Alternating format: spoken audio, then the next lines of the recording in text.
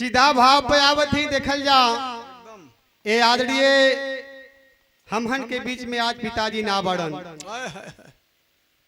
सतीश भैया का भी पिताजी दुनिया से आज ना बने, लेकिन आज सच्चाई बा। कैसे बा मास्टर?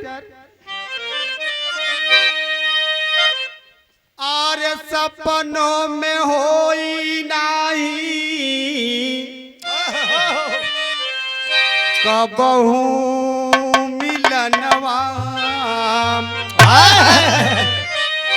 आरे सपनों में होई नहीं कबहू मिलनवा।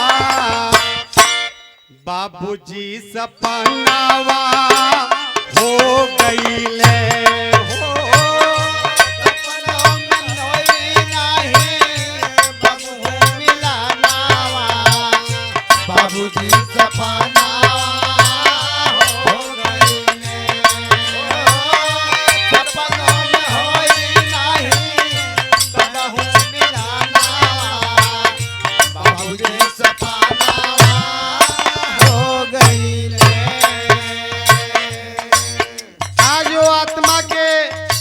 परमात्मा के यहाँ स्थान मिल जाए स्वर्ग में।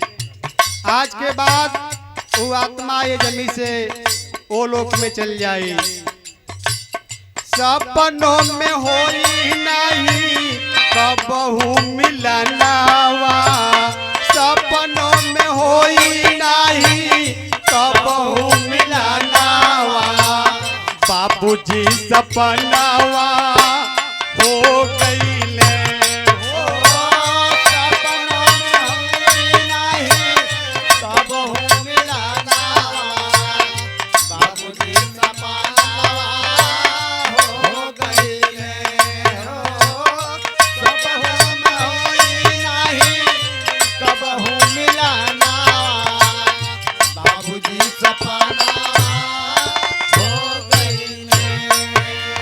आखिरी लाइन में हमार कहना बा गुरुदेव।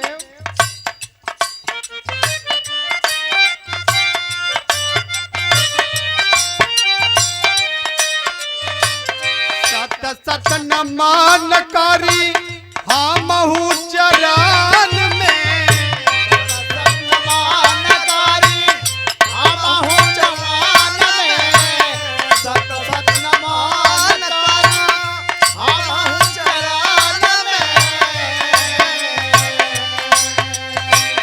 बाबूजी ये दुनिया में ना बढ़न, उनकर आत्मा यही महफिल में बैठ के हमनी के देखत बा।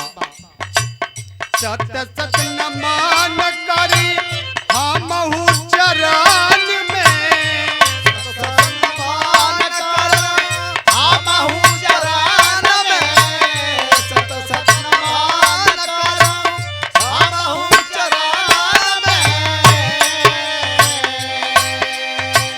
बाबू राम सूरत दुख होत बाटे मान में। बाबू राम सूरत दुख होत बाटे मान में।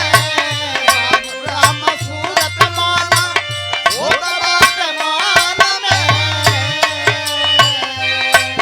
अरे राम सरिख यादो नहीं हाय हाय हाय हाई भावे लगनवा। अरे राम सरिख यादो नहीं हाई भावे लगनवा। बाबूजी सपनावा हो गईले।